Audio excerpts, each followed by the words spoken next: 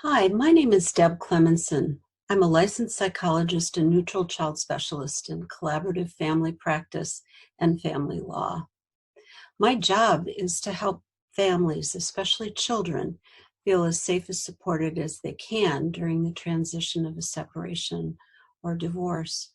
For children, this is a time when they can feel like events are well out of their control. It feels perilous, and they have a great deal of anxiety about how it's all going to turn out. It has occurred to me that as a world, as a nation, as families, we are all experiencing this very feeling right now during the pandemic. Events are out of our control to a large degree. It certainly feels perilous, and we have a great deal of anxiety about it. I have huge amount of empathy for families that are dealing with this additional stress as they embark on the transition of a separation or divorce.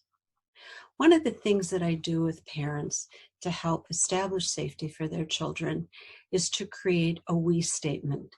This is an explanation for children of what is going to happen as the family navigates the transition of separation or divorce. There are 4 parts to a we statement. The first is a validation of parents' love and devotion to their children. It's an opportunity for parents to remind children that they were very much wanted, that they're part of a family, that family continues even if a marriage ends, and that parents will always take care of them. The second part of a we statement is an explanation for what is happening. This can be very challenging because parents don't always agree on the reasons for the separation or divorce. In fact, they can feel like there are very different stories to be told about this. So it takes some mindful skill to be able to craft a statement that explains things clearly and authentically to children without putting them in the middle. Being in the middle, feeling invited to take sides in a parental conflict, or feeling like one parent is not able to tolerate the relationship a child has with the other parent is very stressful for them. It nicks into their resilience.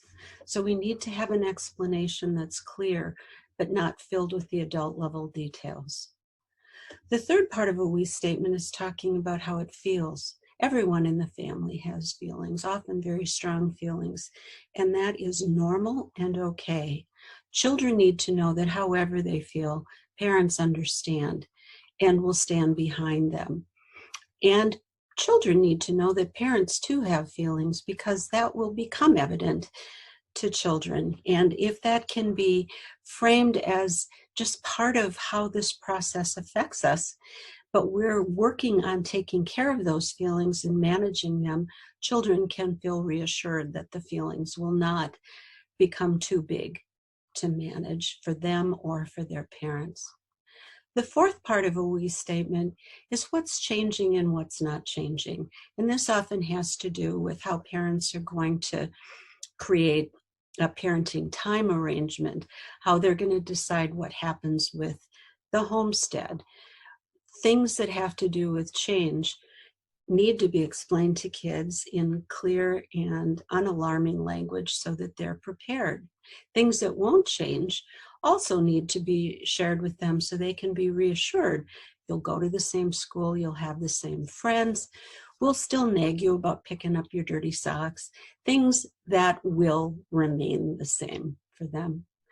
During the time of pandemic, as I've been helping parents craft we statements, it's become clear that we need to add an extra layer of mindfulness to what's changing and what's not. Children have already had to weather some very significant changes. They're not going to school. They're not able to be with their friends in the way that they would like to, that they're accustomed to. Things have shifted around them, and that has been a huge transition. During a time of pandemic, parents need to be thinking about how are we going to create safe co-parenting arrangements? Who is going to have access to our children when they're with us?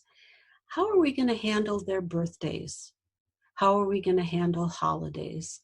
What can we tell kids that will reassure them that they may not have to give up contact with important others in their support system, like extended family members on both sides of the family? Being clear about that and helping kids to feel like there are things that they can count on, like parents will come together to celebrate their birthday and that they will have access to grandparents on the however they do it, by Zoom or FaceTime, and that that's not going to end even though this other family transition, this big one, is happening. That can feel reassuring and establish safety. Safety in this context does not mean we're going to make it go away. All the things that make you anxious, we're going to keep you from that. That's unrealistic. Safety means you won't be alone.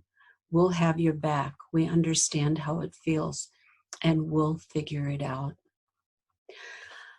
I am holding you all in my heart as you go through all the stresses of family transition, especially during this time. And I look forward to an opportunity to talk with you again.